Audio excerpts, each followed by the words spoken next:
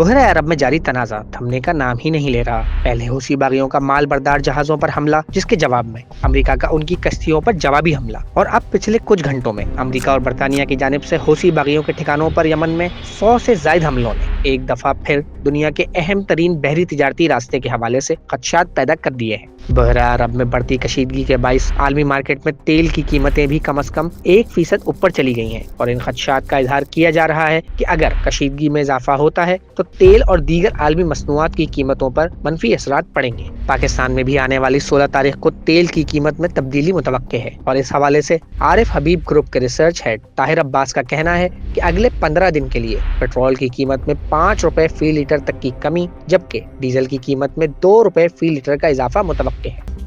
مزید نیوز اپ ڈیٹس اور digital stories کے لیے سبسکرائب کریں ڈان نیوز پاکستان۔